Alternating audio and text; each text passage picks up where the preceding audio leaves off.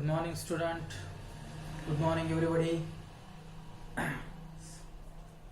तो previous lecture तक हमने अलग अलग कंडीशंस एप्लीकेशन जो बरोनियल्स थ्योरम के एप्लीकेशन है वो भी हमने स्टडी किए। आज फिर आप बोलोगे कि सर यहाँ पर भी एप्लीकेशंस दिख रहा है, तो बरोनियल्स थ्योरम के डिफरेंट एप्लीकेशंस है और तो जो उसके अलग अलग एप्लीकेशंस है उस एप्लीकेशन पर आपको नीट में अलग अलग क्वेश्चन भी पूछे जाते हैं।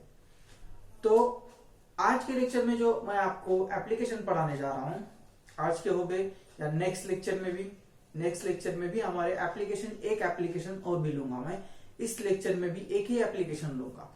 ये एप्लीकेशंस बहुत ही अहम एप्लीकेशंस है और इस एप्लीकेशन से कुछ कंडीशंस आपको दूसरे चैप्टर की भी स्टडी साइमल्टेनियसली ध्यान में रखने के लिए काम में आता है। तो यहां पर आज के लेक्चर में फ्लूइड मैकेनिक्स का, यहां पे दिख रहा है ना आपको, ये फ्लूइड है, फ्लूइड मैकेनिक्स लेक्चर नंबर 14 होगा। As per neat applications of Bernoulli's theorem.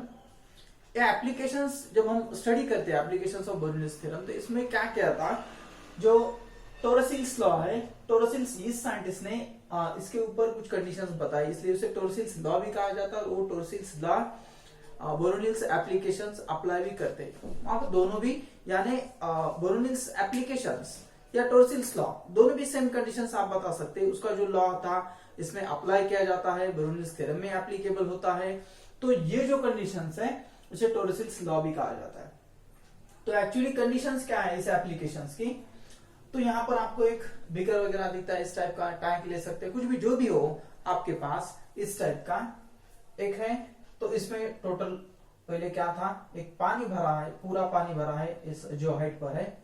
यहां पर हमने क्या किया, यहां पर इसकी ओपनिंग कर दी, यहां से क्या कर दिया, उसको लीक कर दिया, यहां से उसकी ओपनिंग कर दी। इस ओपनिंग को हम क्या बोलते हैं, ओरिफिस बोलते हैं, ओरिफिस छिद्र जिसको बोलते हैं ओरिफिस। यहां से क्या कर दिया, इसको लीक कर दिया और इसको लीक करने के बाद क्या हो जाएगा, तो यहां से ये वाटर लिक्विड बाहर आ जाएगा, जिसे हम क्या कहते हैं, इफ्लक्स कहते हैं। Flowing of liquid, flowing of fluids, जो फ्लूइड्स की फ्लोइंग होगी उसे इफ्लक्स कहेंगे। इफ्लक्स या इस कंडीशन को वेलोसिटी ऑफ इफ्लक्स भी कहा जाता है। हमें फाइंड आउट क्या करना है यहाँ पर, तो वेलोसिटी ऑफ इफ्लक्स। ये जो इफ्लक्स है तो वेलोसिटी ऑफ इफ्लक्स आपके एप्लीकेशन में, बरोनिल्स एप्लीकेशन में दिया होगा कि बरोनिल्स एप्लीकेशन में क्या दिया है, डायरेक्टली आपको क्या बताया वहां पर, वेलोसिटी ऑफ इफ्लक्स ऐसे बताया, वेलोसिटी ऑफ इफ्लक्स। लेकिन एक्चुअली क्या है, टोरसिल्स लॉ है, उसमें बरोनिल्स थ्योरम है, कैसे कैसे आते हैं ये वेलोसिटी ऑफ इफ्लक्स में हम देखेंगे। एक्चुअली इस एप्लीकेशन को क्या कहा गया है, वेलोसिटी ऑफ इफ्लक्स भी कहा जाता है इस एप्लीकेशन को। तो इस एप्लीकेशन में हम देखेंगे कि टोरसिल्स लॉ क्या बताता है।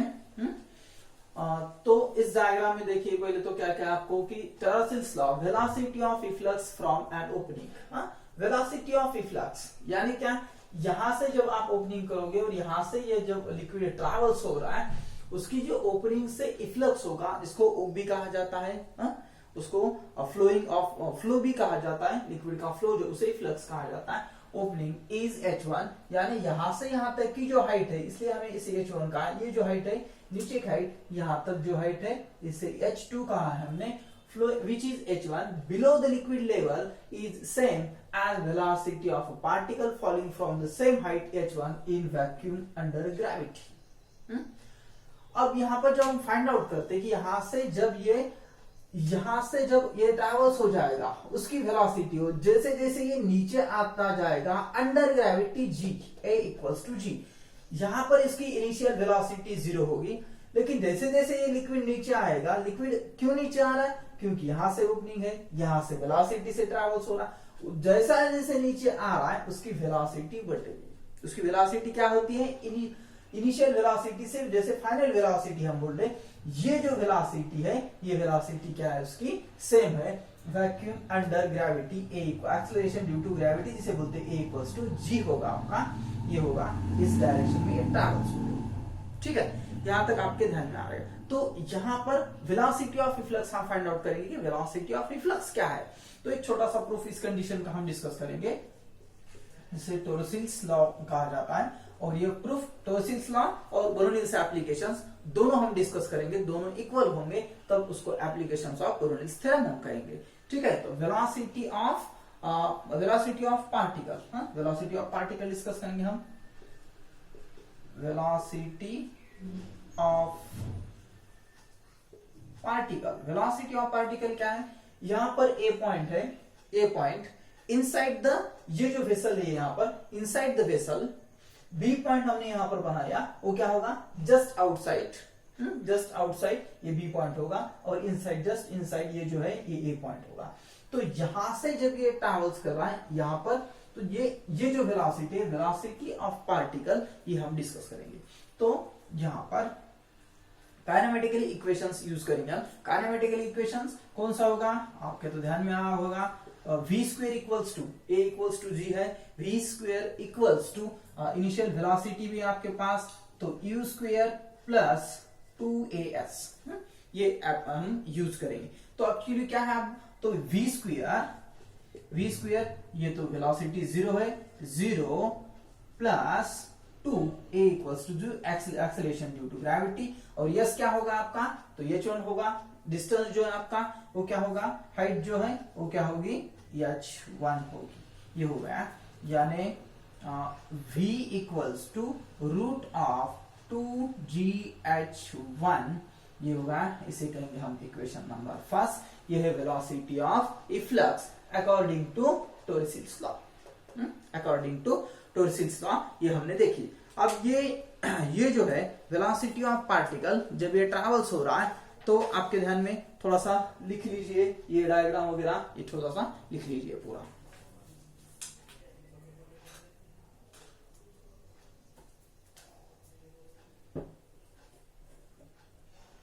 लिख लिया पूरा, यहां तक ध्यान में आया होगा आपके, यहां तक ध्यान में, ठीक है।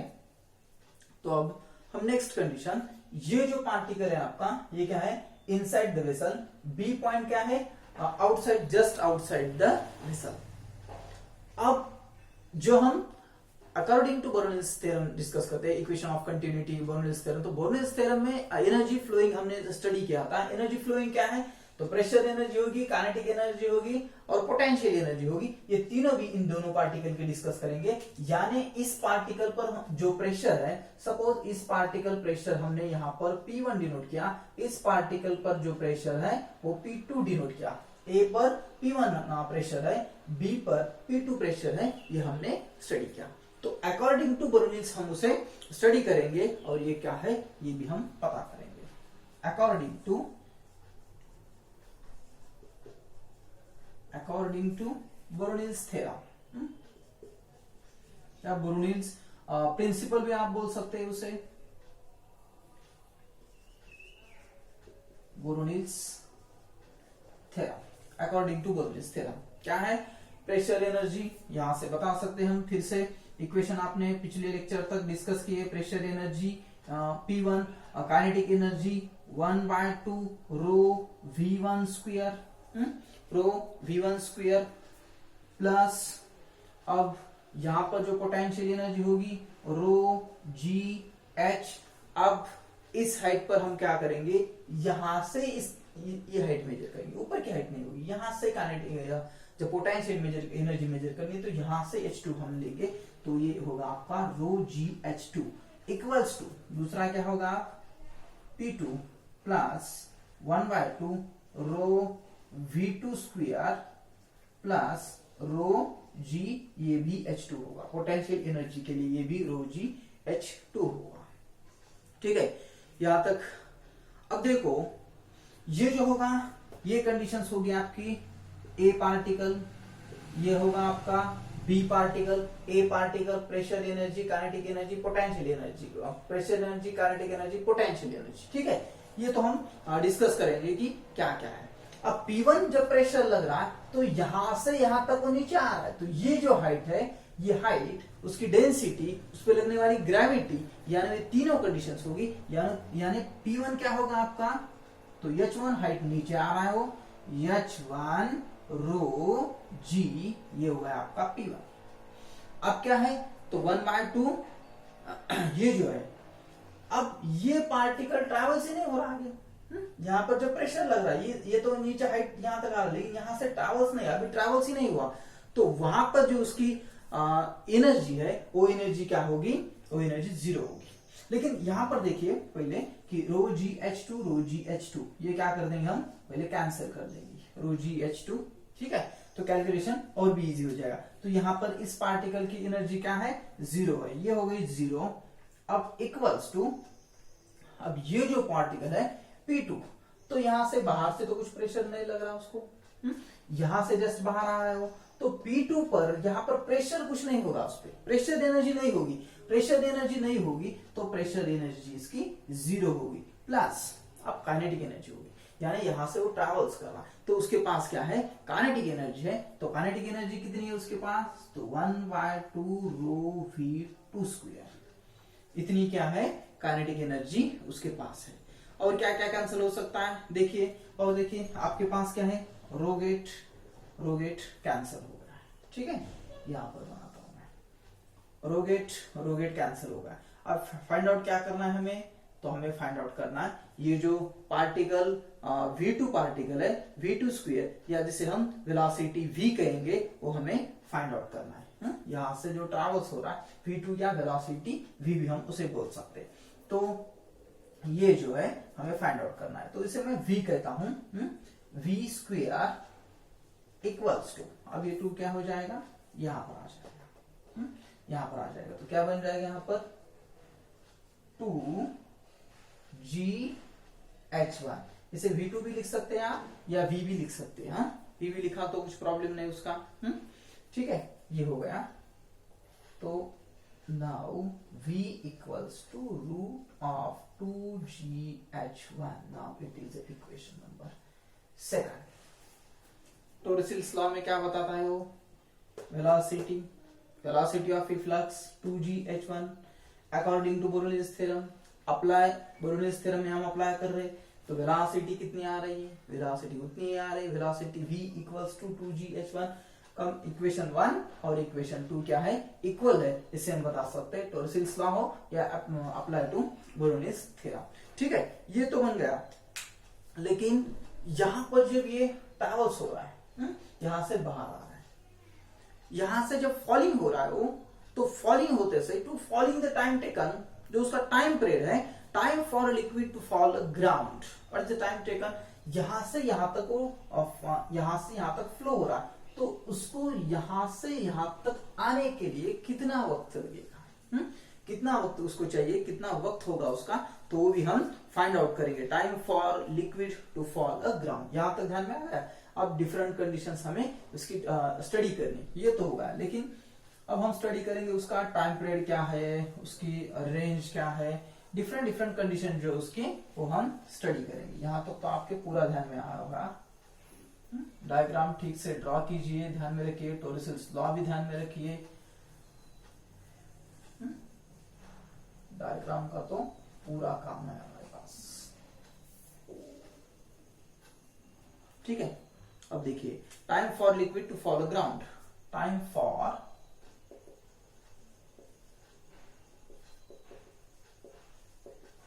For liquid to fall ground,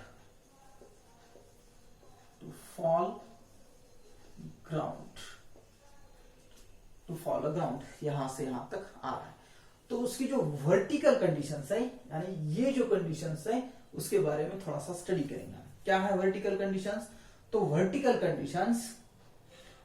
conditions क्या है, तो वर्टिकल कंडीशन जो उसकी पोटेंशियल एनर्जी है, जो उसकी यहां से जैसे ये स्टार्ट हो रहा था, यहां से भी वर्टिकल मेजर करते समय क्या होगा, तो वर्टिकल जब हम उसे मेजर कर रहे हैं, तो वर्टिकल उसकी जो एनर्जी होगी, इस पॉइंट से अगर आप मेजर करोगे तो E इक्वल्स टू 0 होगी, उसकी जो इनिशियल वेलोसिटी 0 होगी, उसका डिस्प्लेसमेंट होगा, तो S इक्वल्स टू H2 होगा आपका, S इक्वल्स टू H2, और उसके बाद टाइम पीरियड अगर यहां से यहां तक आप डिस्कस करेंगे, जो बाहर जा रहा है वो, तो time period T equals to T ले सकते हैं या capital T equals to small T भी हम डिस्कस कर सकते हैं। टी इक्वल्स टू टी और जो एक्सेलरेशन होगा एक्सेलरेशन इक्वल्स टू जी।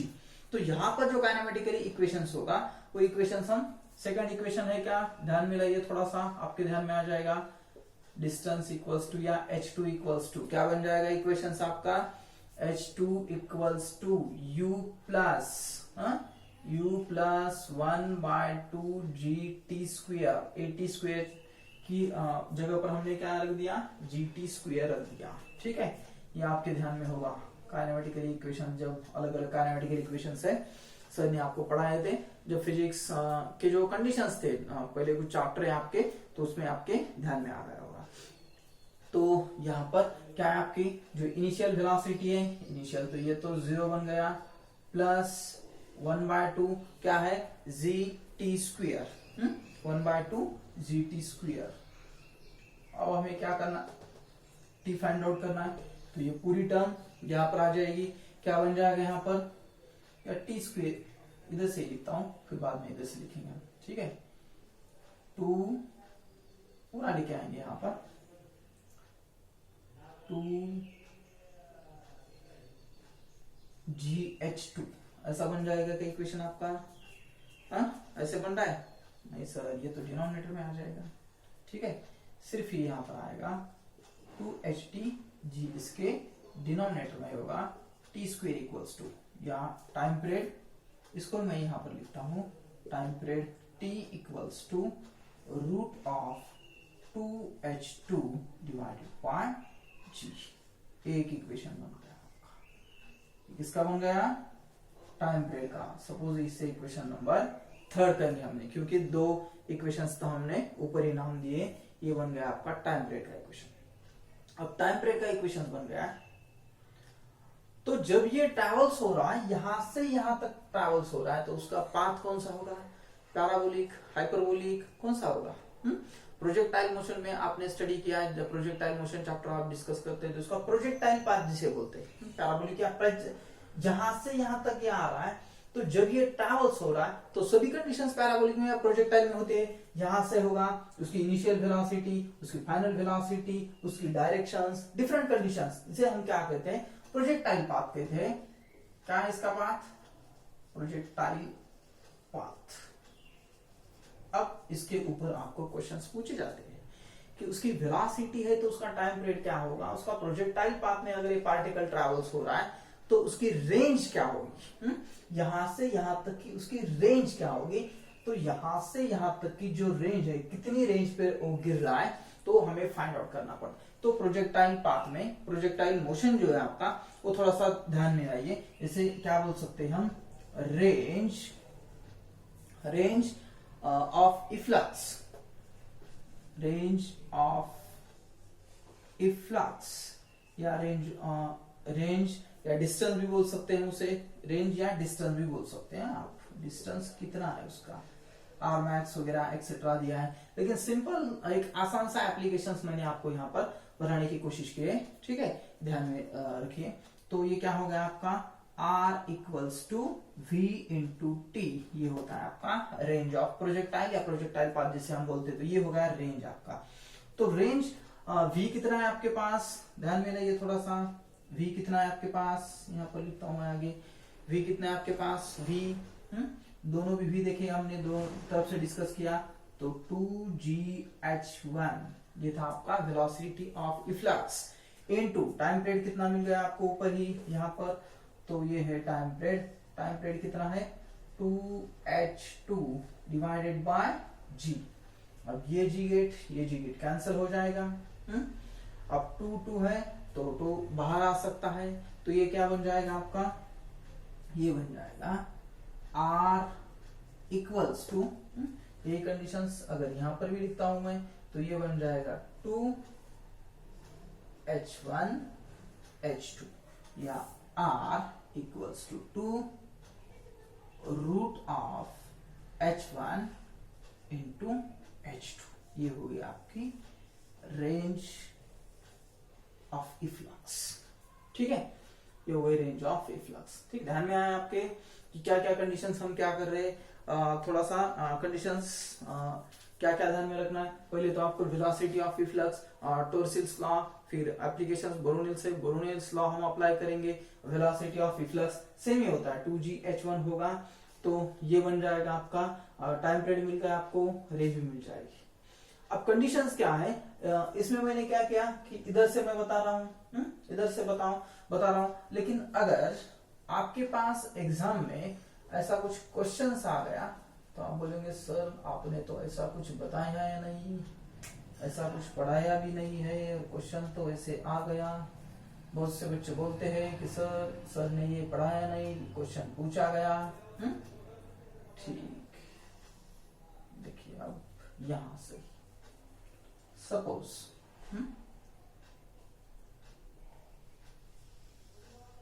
ऐसे लिक्विड को क्या किया हमने, अगर क्वेश्चन वगैरह पूछा गया कुछ, तो ये जो H2 है इतना, तो H2 इतना होगा सपोज आपका, यहाँ पर H2 जितनी हाइट है। दूसरा क्या होगा, H1 जो है, सपोज इसको क्या किया मैंने, यहां से यहां तक का डिस्टेंस, इसे हमने क्या किया H1 कहा।